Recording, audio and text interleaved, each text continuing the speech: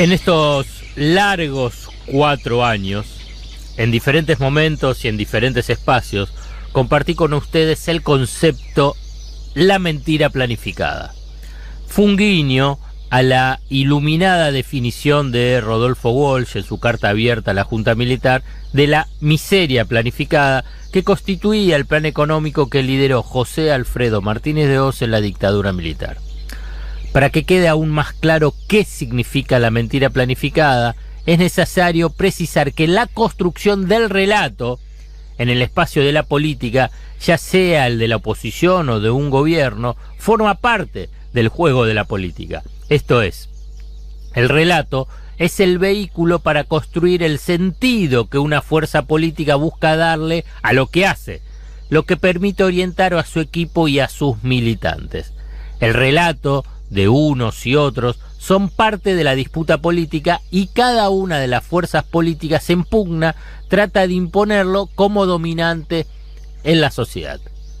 Ahora bien, una cosa es el relato para aglutinar voluntades y otra muy distinta, utilizar el aparato estatal para difundir mentiras en forma permanente. Y que se hace con el objetivo de confundir, engañar, desalentar al adversario y en definitiva para estigmatizar y perseguir a quienes piensan diferente. Esto es lo que ha realizado la jefatura de gabinete liderada por Marcos Peña desde el primer día del macrismo en la Casa Rosada. Una inmensa cobertura mediática que actuaba y que actúa como plataforma de lanzamiento de esas mentiras permitió en estos 4 años engañar sin pudor.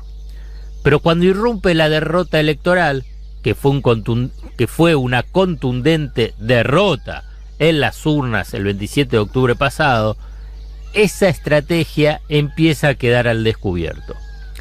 Y queda más en evidencia con las hojas sin membrete que distribuyó Peña y publicó sin observaciones críticas la prensa dicta, con el título 8 puntos sobre la economía. Un desvarío impactante de la herencia económica del macrismo. Pero lo es porque es la prueba más contundente de la estrategia de la mentira planificada de Peña. Como es tan burdo el contenido de ese documento, la política del engaño y la mentira macrista quedó desnuda. Afirma que se creó empleo cuando se destruyó empleo. Sostiene que la deuda dejó de ser un problema cuando el macrismo deja la deuda en default selectivo. Señala que se resolvió el tema de la inflación cuando abandonan al gobierno con la tasa de inflación más elevada de los últimos 40 años. Insiste con que el desempleo hoy es igual al que recibió la Alianza Cambiemos el 2015. En realidad, hoy es el doble, casi el doble.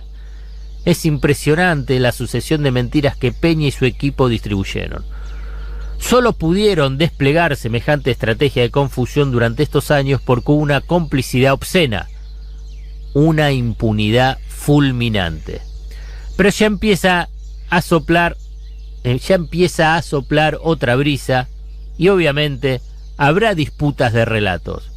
Pero no un ejército de trolls y una red de periodistas al servicio de la mentira planificada. Para recuperar el valor de la palabra frente al cinismo de un gobierno especialista en la mentira, vale nuestro consejo de cada sábado. No tengas miedo, no siempre se choca andando a contramano.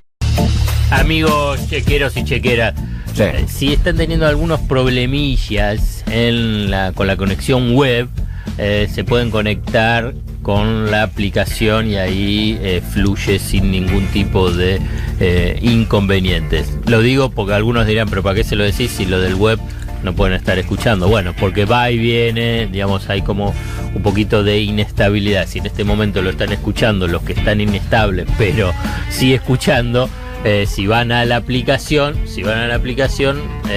no hay problema. Igual ya estamos trabajando, ¿viste? Cuando el tipo que está... El operador de Fiverr está acostado y dice, estamos trabajando. Usted pero... desconectó el módem, sí, la concha, tu hermano, lo desconecté ya 20 veces. Estamos trabajando para que todo se solucione. A la brevedad. Bueno, ¿por qué te reí, Chelo? Porque es así. A ver, O sea, estamos mintiendo. si yo le digo, es el principal tema, sería muy exagerado, porque tampoco, a nivel periodístico nunca hay que decir, nunca, jamás, siempre, porque siempre te puede aparecer, bueno, algún descolgado. Pero sí, les puedo decir cuál es uno de los principalísimos temas que tiene Alberto Fernández en la cabeza para el comienzo de su gobierno y que ya está trabajando públicamente y en silencio. ¿Cuál sería? La deuda. Muy bien. Bien. Nunca, jamás. Ya está, ahora ya te puedo decir, No, ya está. cumpliste Yo con esto cumpliste la desayuno y tarea. me voy, chicos. Exactamente, es el tema de la deuda.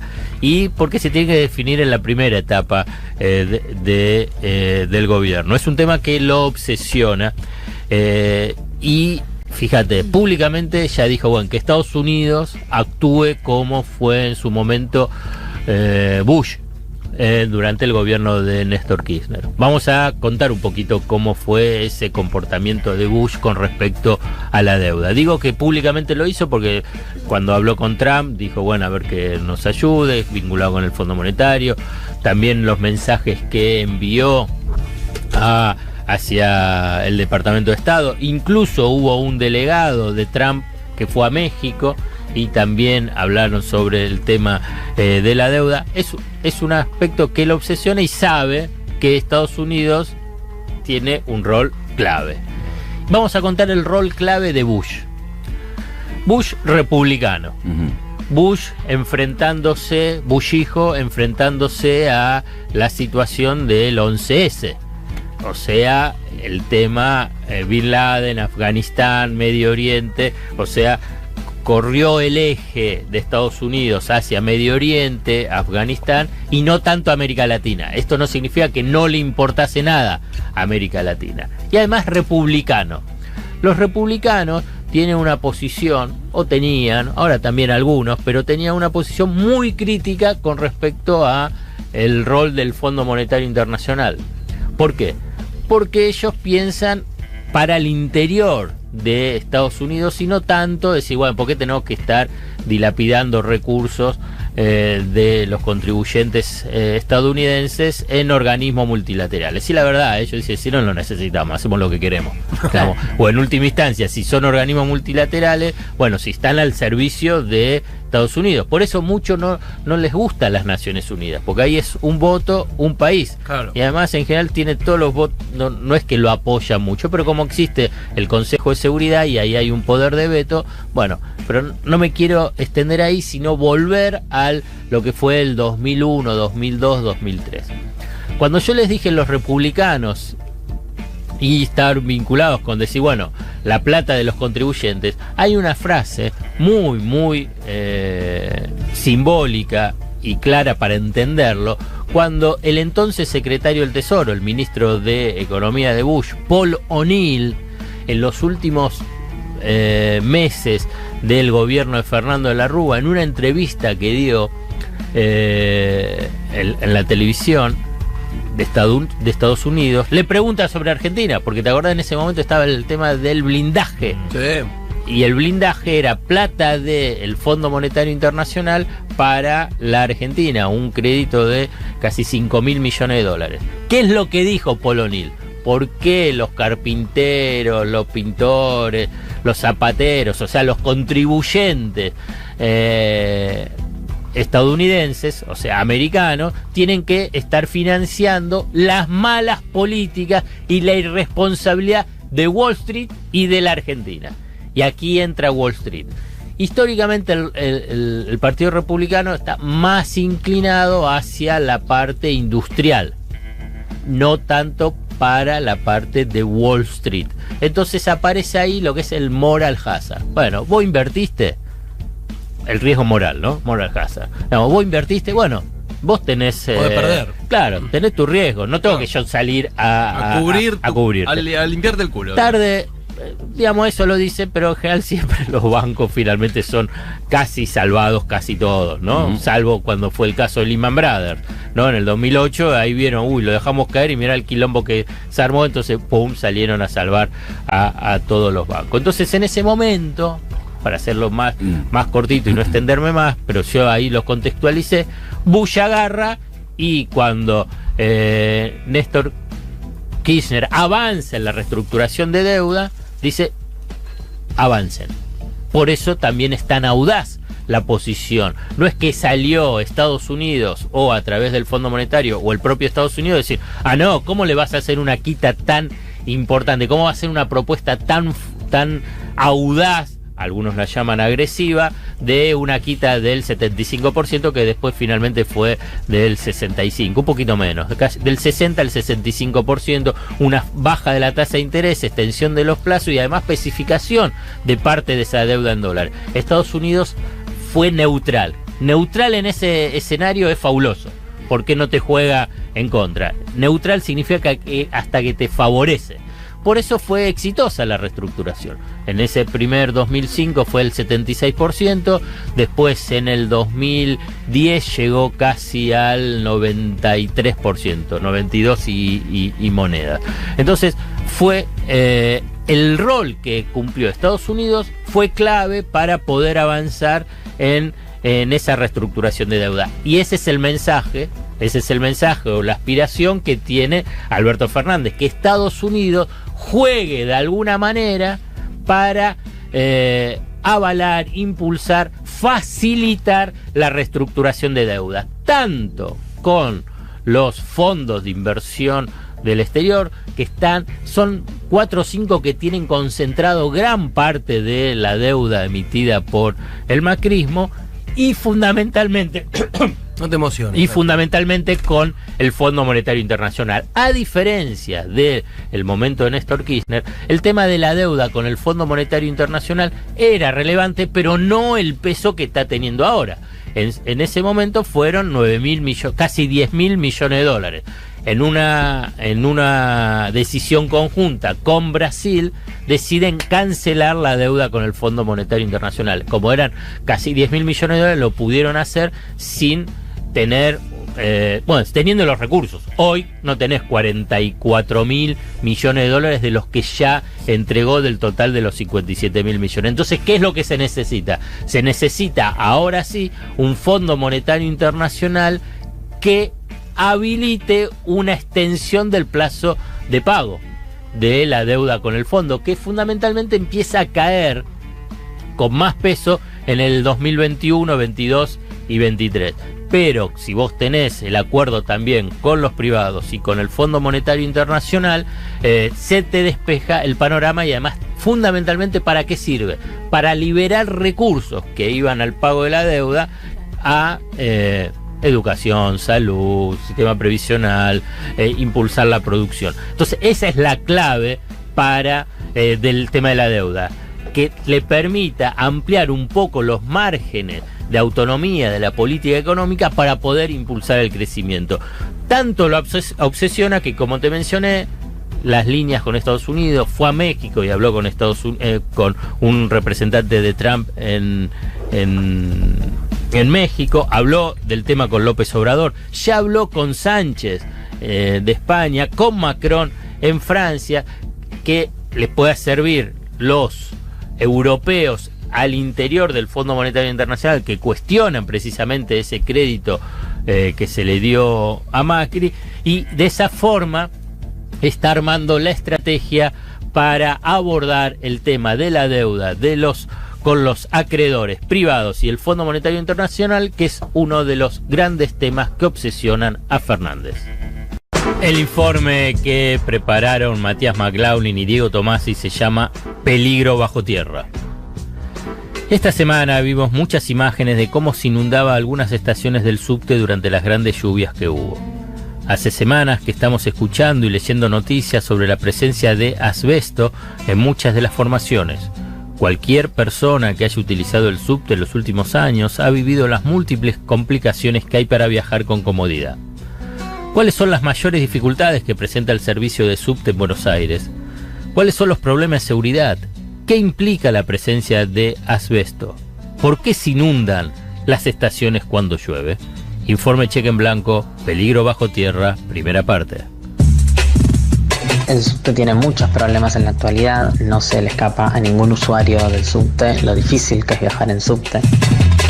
Paula Penaca, legisladora porteña por Unidad Ciudadana y diputada electa por el Frente de Todos por la Ciudad de Buenos Aires. Tenemos problemas de frecuencia, por supuesto, de accesibilidad. También ha sido denunciado reiteradas veces del ruido al que somos sometidos los usuarios de subte cuando tenemos que viajar. Martín Machadín, director del portal web enersubte.com. Si vamos a armar una lista de prioridades, en primer lugar, la situación del material rodante, que en algunos casos es realmente grave. El caso de la línea E, por ejemplo, que tenés material rodante no solamente con componentes de asbesto, tenés una flota que en algunos casos está remontándose a trenes de los años 60, trenes que son de 4 coches en lugar de 6, trenes que son de más de 50 años. Los mayores problemas de seguridad en el subte referidos a la salud laboral, uno de ellos es el asbesto, que es un problema de salud pública más allá de la salud de los trabajadores. Francisco Ledesma, secretario de Salud Laboral y Condiciones en el Medio Ambiente del Trabajo de la Asociación Gremial de Trabajadores del Subte y Premetro. Formaciones que tienen asbesto en el subte son casi todas. La General Electric, la Fiat, la Siemens, la Mitsubishi, la Nagoya, la CAF 5000, los Le Bruyère, que son los viejos trenes de madera que se usan ahora para paseo turístico después que se termina el servicio de pasajeros. Naturalmente eso ya roza la esfera de lo delictivo, porque lo que sucedió con esa decisión de política pública fue poner en riesgo la salud de los trabajadores y también de los usuarios. Se compraron no solamente trenes con asbesto, sino trenes que no entraban de alto ni de ancho, son más chicos, hubo que adaptar toda la infraestructura. De los 14 trenes que se compraron todavía no se pusieron en funcionamiento los últimos 3 y que encima salieron más caros que nuevos, ¿no? Pero bueno, vamos a entrar tanto en detalle. Otro de los temas tiene que ver con el tema de las inundaciones en el subte. No es cuestión de culpar al estado del clima. En otros países del mundo también llueve, como en Francia, Inglaterra, Nueva York, y sin embargo el subte no se inunda. Está el Estado y la empresa previendo todo ese tipo de contingencias para que eso no afecte a un sistema público ni en los andenes, ni en las escaleras de acceso a las estaciones y mucho menos en las vías, con un plan serio de mantenimiento de las instalaciones, de inversión en cuanto a maquinaria. Lo que pasa es que falta la decisión política de las autoridades del gobierno de la ciudad y desde la empresa estatal exigir que se cumpla el contrato de concesión en todos sus términos. En el subte de Buenos Aires se pagaron más de 180 millones de viajes entre enero y julio de este año. Todos los días se suman en promedio 200 nuevos pasajeros. Sin embargo, el trazado es uno de los más cortos en cantidad de kilómetros de América Latina. Según datos de la Defensoría del Pueblo de la ciudad, el año pasado solo en la línea E hubo 2.683 minutos de interrupción por causas relacionadas con la operación del servicio, sin considerar cortes por cuestiones gremiales ni por pasajeros descompuestos u otros casos fortuitos. ¿Qué otros problemas tiene el subte porteño? ¿Qué obras se hicieron en el subte los 12 años de gobierno macrista en Buenos Aires? ¿Qué debe suceder para que mejore el servicio y se resuelvan los problemas de seguridad? Informe Cheque en Blanco, peligro bajo tierra, segunda parte. Tenés situaciones de estaciones que no tienen luces de emergencia, no tienen señalización de emergencia, no tienen salidas de emergencia. Hay muchas que siguen sin tener sistemas hidrantes, sistemas de matafuegos, sistemas contra incendios. Entonces hay infraestructura que ha quedado no solamente obsoleta, sino que tampoco ha sido actualizada. Otro tema tiene que ver con que la empresa no invierte en la reparación de las escaleras mecánicas en tiempo y forma, ni su mantenimiento preventivo, y tampoco en el tema de los ascensores. Macri ya había hecho aquella promesa de construir 10 kilómetros de subte por año cuando fue candidato a jefe de gobierno del año 2007 y no solamente no cumplió, sino que terminó haciendo lo contrario. En vez de 80 kilómetros, que es lo que le hubiera correspondido en sus 8 años de mandato, hizo 6 kilómetros, 6,7 kilómetros, de los cuales la mitad en realidad estaban muy avanzados cuando el gobierno de Macri asumió. La reta es peor todavía porque inauguró 4 estaciones de la línea H y 3 de la línea E, pero todas estaban casi terminadas cuando él asumió. Él propiamente no inició ninguna línea nueva ni ha planificado extensión de las actuales. Por lo tanto, por primera vez en 50 años, el subte está estancado, está parado. Lo que ya es un hecho es que va a ser el jefe de gobierno que menos kilómetros y estaciones va a haber aportado al desarrollo del subte en la ciudad. Todo esto se resuelve con inversión seria de parte del empresariado y una empresa estatal como es Base que esté monitoreando y esté presente en todos los aspectos de este transporte masivo. Si la empresa estatal no audita y los organismos del Estado, como la Secretaría de Trabajo y la Policía de Trabajo y la SRT, no están permanentemente auditando y monitoreando a la concesionaria, pasa lo que pasa. Se quedan los trenes, se prenden fuego los trenes, se inundan las estaciones, se inundan las vías, eso pasa. ¿Qué debe hacerse para que la red sea tan eficiente como las de las otras capitales del mundo? Invertir. Es simplemente con inversión. Y ni siquiera estamos hablando de expandir las redes actuales. Simplemente mejorar lo que hay, que ni siquiera se está haciendo o se está haciendo muy poco. Larreta lo único que tiene pendiente para estos próximos 4 años es anunciar que va a entregar nuevamente la concesión del subte por 12 años más. Esto no va a mejorar en ningún caso el servicio, y menos todavía, que es lo que suponemos que sucederá si le adjudican esa concesión nuevamente a Metrovías, que lleva 25 años gestionando el subte con estos resultados pésimos a la vista. Es impactante, ¿no? Cuando uno escucha este informe y bueno, también como usuario del subte, y que a la vez no haya una demanda de la población de la ciudad de Buenos Aires por el tema del subte, a lo que se le suma el caso del asbesto. Sí, porque además uno cuando viaja en subte o cuando escucha, no sé, en redes sociales las referencias acerca de cuál es el estado del subte, uno ve esos problemas. O sea, uno se sube a un subte y ve que viaja muy apretado, que la frecuencia no es la que correspondería, etcétera. Pero el problema del asbesto suma a otra cosa, que es la invisibilidad. O sea, uno no se da cuenta de que hay asbesto.